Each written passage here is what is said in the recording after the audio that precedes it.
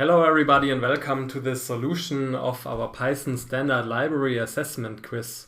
So this quiz covers all topics of our basics section, and if you master the quiz, you can be sure that you will also have no problems with our case study, the sticker album challenge. And actually then you can skip the whole basics section here. So the quiz has 15 questions, and of course there are easier questions and also harder, more tricky questions.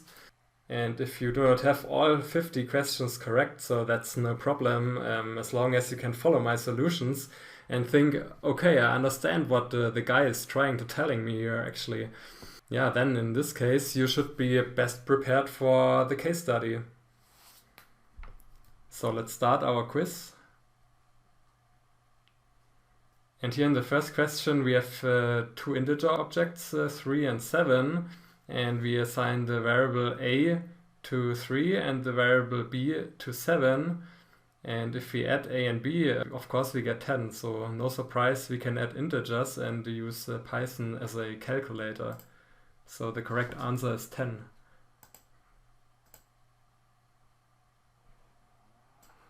Question 2. So the key message here is that you cannot add a string object with an integer, like here in the first two answers. So you can only add a string and string, which concatenates the two strings. And we do not have this case here as an answer. And of course we can add two integers, as we have here in this case. So printing 4 plus 6 gives us 10. So we do not get an error message here. Here we create 3 copies of the string hello world and simply concatenate it. So the correct answer is here, this one.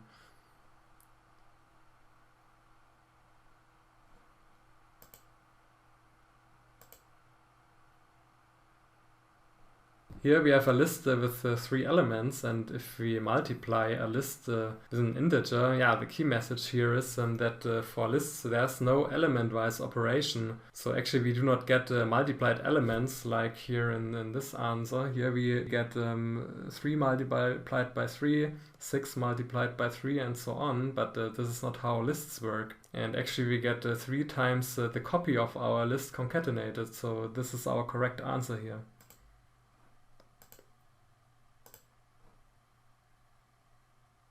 Here we have the same list in all 3 options, and in Python we have the so-called zero-based indexing. So if we have here a list, we are starting at the index position 0. So the integer 2 has the index position 0, and then we have 1, 2, 3, 4, 5 and 6. So consequently we are starting here with cat in our slice. So cat is at index position 0, 1, 2. We also want to have 3, 4 including, so we have the index positions 2 to 4 including. There we have to slice for 2 to 5 excluding. So this is the correct answer here.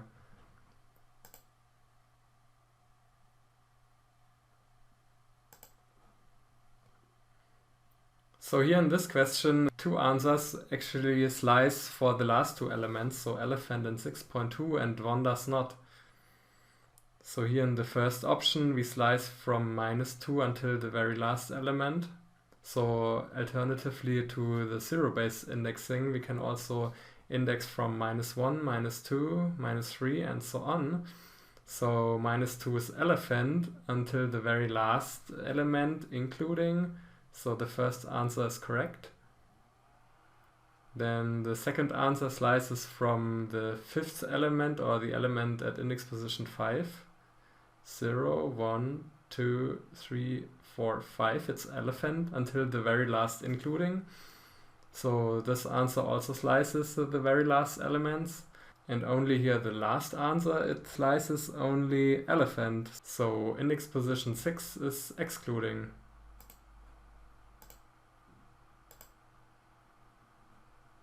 In this question here we have an example of a comparison operator. So we have exclamation mark equal, and this checks if 10 is not equal to 9, and this is true.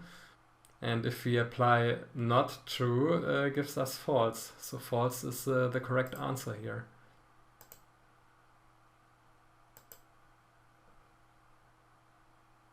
Here we check whether dog in quotation mark is a string, and yes, it's a string. And further we check whether 10 is greater than 8, and this is also true. And here we have a logical operator and we only get a true here if all conditions are true. So dog is a string and 10 is greater than 8, and this is the case, so we should get a true here. Here we have an if statement, and at the end of the if statement we need a colon. So here we have a colon and here also. And after the if statement we have to make an indent to define the action we want to take if the condition is correct. And Python does it automatically if you press enter after here the if statement. So here in this answer we do not have an indent here for the print statement, and therefore the only answer where we have a colon and an indent is here this one.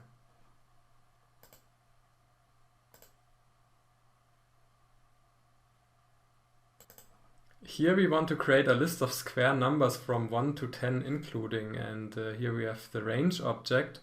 And the range object by default starts with 0 and the end value is exclusive. So this answer would give us the square numbers from 0 to 9 including.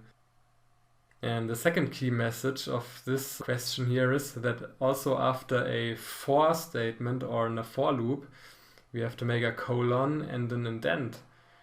And here we do not have an indent, so the only correct answer is this one here.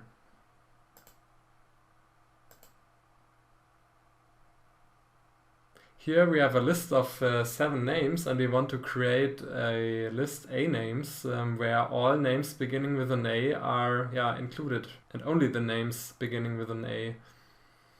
So the question is, here we have 3 codes, and the question is how many of these codes do the job, and the answer is actually that all 3 codes work. So here in the first code we iterate over the names, and if the first letter of the name is an A, we append the name to our A names list. So this works. And the second code does actually the same job in a list comprehension. So we create here a list, and for each name in the name list we check if the first letter is an A, and if it is an A we append the name into the list. So this works as well. And in code 3, this is a more tricky one. So we first of all sort the names list. So the list is starting with names beginning with A. And then we are introducing a while loop and iterating over all index positions starting from index position 0 of our list. And as long as the first letter is an A, we append the name to our list. And we increase the index position by 1 and check the next name. So this was actually a quite tricky question, and the correct answer is all 3. Alright, so here we have a list with integers from 1 till 20, and we want to create a new list L that contains all elements of the list that are divisible by 3 without remainder, and all other elements should be stored in another list M. And there's another condition here, so the element 3 must not be in any of the new lists. So actually 3 is actually divisible by 3 without remainder, but it should not be in our list L. Let's have a look at the options here. So actually the answers are from here on are identical. So if our element is divisible by 3, we append it to the list L, and else we append it to the list M. However, the key message is that first of all we have to check whether we have the element 3 in our list. So and if this is the case, we have to ignore 3 with the keyword argument continue. So here if we come to 3 in our list, we just ignore 3 and go on with the next element 4. So this is correct. And here we do not check if we have 3, so actually I would expect to have 3 in our list L. And here we are checking if we have 3 in our list, but if we have 3, we break. So we completely break the for loop. So after the first 3 elements, our iteration stops here. So the correct answer is the first one.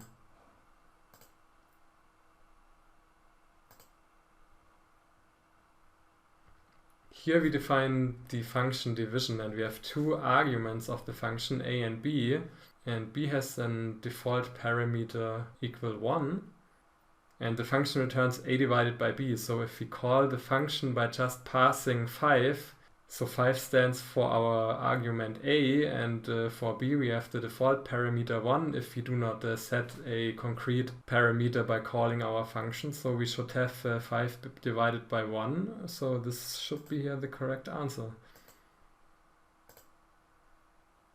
So here we want to create a function that returns the sum of randomly generated integers in the interval 1 to 10. And we want to be able to set the size of the randomly generated integers as an argument or parameter of the function. So we have here two key messages. So first of all, we want to create random integers in range 1 to 10. And answer 2 and 3 do exactly this. But answer 1 creates a random float in range 0 to 1. So this is not correct. And here in option 2 and 3, we can pass the parameter size. However, if we have a look at the function body, so here in answer 3, we have the concrete size 100. So even if we change the size in the function header, we get a size of 100 random integers. And therefore here, answer number 2 is correct. So here we are able to define the number of random integers we want to create.